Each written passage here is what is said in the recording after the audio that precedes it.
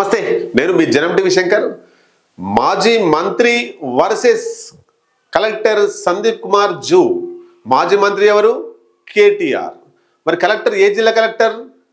సిరిసిల్ల రాజన్న జిల్లా collector Sandeep Kumar zoo. ఏం జరుగుతుంది ఇద్దరి మధ్యలో?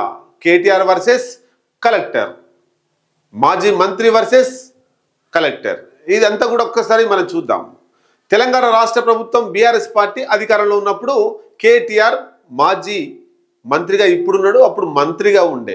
ఆయన చెప్పిన పద్ధతిలోనే ఐఏఎస్ ఆఫీసర్లు నడుచుకునేవాళ్ళు.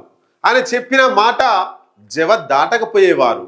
కానీ ఇప్పుడు అదే స్థాయి కలెక్టర్తో దికొనాల్సినటువంటి పరిస్థితి ఏర్పడింది. ఏం జరిగింది మరి? సిరిసిల్ల ఎక్కడుంది? రాజన్న సిరిసిల్ల జిల్లాలోనే సిరిసిల్ల కాన్స్టిట్యున్సీ ఉంది. మరి ఆ సిరిసిల్లలో కాంగ్రెస్ పార్టీ తరఫున కేకే మహేందర్ రెడ్డి పోటీ చేసిండు. బీఆర్ఎస్ పార్టీ తరఫున మాజీ మంత్రి ప్రస్తుత ఎమ్మెల్యే కేటీఆర్ పోటీ చేసిండు. కేటీఆర్ గెలిచిండు, కేకే మహేందర్ రెడ్డి ఓడిపోయిండు.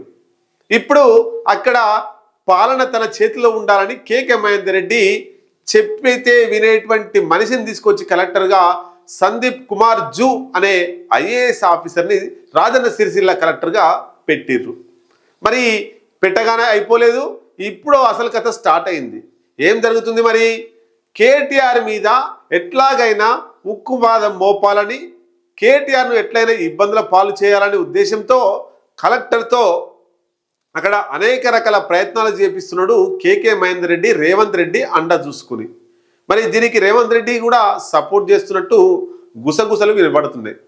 ఏది ఏమైనా అక్కడ ఉండేటువంటి అంటే కాంగ్రెస్కు వ్యతిరేకంగా కేటీఆర్కు అనుకూలంగా ఉండేటువంటి మీడియా వాళ్ళ మీద, కిరాణా షాపుల వాళ్ళ మీద, టీ కొట్ల మీద ఇట్లాగే అనేక రకాలుగా కేటీఆర్ను బీఆర్ఎస్ పార్టీని అడ్డుకోవాలనే ప్రయత్నం కలెక్టర్ చేత చేపిస్తుండు అనేటువంటిది జనాల్లో వినిపిస్తున్న మాట.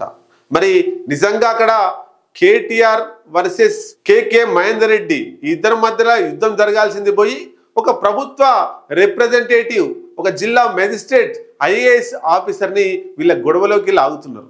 ఐఏఎస్లు అంటే అయ్యా ఎస్ అని ఉండాల్సిన అవసరం లేదు. వాళ్ళు కేంద్ర సర్వీసుల నుండి యూపీఎస్సి ద్వారా నియమితులై చదువుకొని అనేక కష్ట నష్టాలకు ఓర్చి ఆ జాబ్ కొట్టుకుంటే ఇవాళ ఒక ఎమ్మెల్యేనో ఎంపీనో లేకపోతే మంత్రి చెప్తేనో వినాల్సినటువంటి పరిస్థితులు ఏర్పడుతున్నాయి. వాళ్ళు ఆటలో పావులుగా మారాల్సినటువంటి పరిస్థితులు ఏర్పడుతున్నాయి. ఏదేమైనా ఏ ప్రభుత్వం అధికారంలో ఉన్నా, ఏ పార్టీ అధికారంలో ఉన్నా ఐఏఎస్ ఆఫీసర్లు ఐఏఎస్ ఆఫీసరే. ఈ పార్టీ పోయి ఇంకో పార్టీ వస్తే ఆయన ఐఏఎస్ పదవి ఏం పోదు. కాబట్టి వాళ్ళకు అనుగుణంగా మారాల్సిన అవసరం లేదు. ఇవాళ కేటీఆర్ అధికారంలో ఉన్నా లేదా కాంగ్రెస్ పార్టీ అధికారంలో ఉన్నా ఐఏఎస్ ఆఫీసర్లకు కొత్తగా ఒరిగింది ఏమి ఉండదు. కాబట్టి ఐఏఎస్ ఆఫీసర్లు వీళ్ళకి కొమ్ముగా వస్తేనో వాళ్ళకు కొమ్ముగా వస్తేనో బాగుంటుందనే ఉద్దేశాన్ని పక్కకు పెట్టి ప్రజలకు కొమ్ము కాసేటువంటి పద్ధతిని తీసుకురావాలి, ప్రజలకు అనుకూలంగా నిర్ణయాలు తీసుకురావాలి.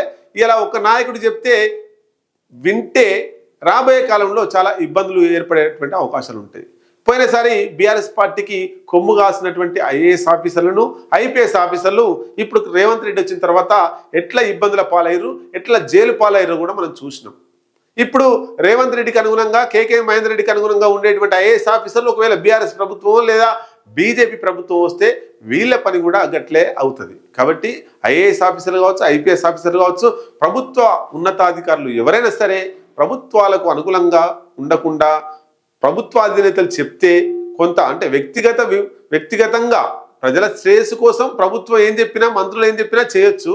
కానీ వ్యక్తిగత కక్షలు తీర్చుకునే విధంగా నువ్వు కేటీఆర్ మీద అట్లా వేయి, లేకపోతే నువ్వు రేవంత్ రెడ్డి మీద ఇట్లా వేయి అని వీళ్ళు చెప్పడం, వాళ్ళు చెప్పిన మాటల్లో వీళ్ళు ఫాలో అవుతే రాబోయే కాలంలో ఇబ్బంది అవుతుంది. ఏదేమైనా సందీప్ కుమార్ జూ ఆ సిరిసిల్ల రాజన్న జిల్లాలో కొంత ఇబ్బందుల పాలు చేస్తున్నారు అనేటువంటిది ప్రజలు గట్టిగా మాట్లాడుకుంటున్నారు. ఐఏఎస్ ఆఫీసర్ ఆ గొడవల్లో పోవాల్సిన అవసరం లేదు.